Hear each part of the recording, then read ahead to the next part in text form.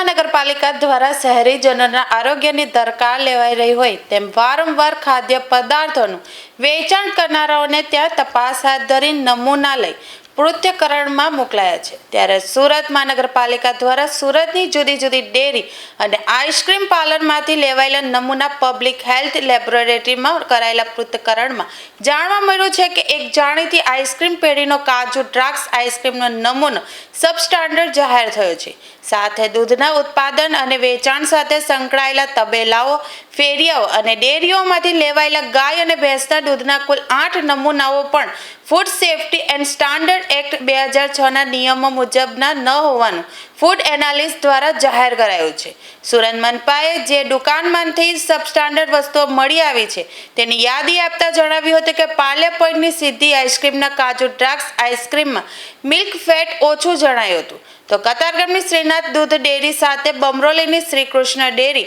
ઊનની A1 ડેરીમાં Chamunda dairy, નાનપુરાની Shri Bhagyalakshmi dairy, પાંડેસરાની SK પટેલ ડેરી અને ઉધનાના તબેલામાં ગાયનું દૂધ સબસ્ટાન્ડર્ડ આવ્યું છે, તો અબ્રામા રોડ પર આવેલ રાધે દૂધ મંડળીમાં ભેંસનું દૂધ સબસ્ટાન્ડર્ડ મળી આવતા તમામ સામે ફૂડ સેફ્ટી એક્ટ 2006ના નિયમો અનુસાર કાર્યવાહી હાથ ધરાશે તેવું જણાવ્યું હતું।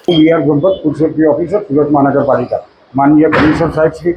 માનનીય deputy commissioner health and hospital સાહેબ શ્રી અને માનનીય આરોગ્ય અધિકારી સાહેબની સીધી સૂચના અને માર્ગદર્શન હેઠળ સુરત મહાનગરપાલિકા વિસ્તારમાં આવેલ દૂધ અને દૂધની બનાવટોનું ઉત્પાદન, વેચાણ અને સંગ્રહ કરતી અલગ અલગ સંસ્થાઓમાંથી અલગ અલગ ઝોનમાંથી નમૂનાઓ લઈ પૃથ્થકરણ હેઠળ લેબોરેટરીમાં મોકલાવી આપવામાં આવેલ, જે પૈકી 9 નમૂનાઓ સબ સ્ટાન્ડર્ડ જાહેર થયેલ છે।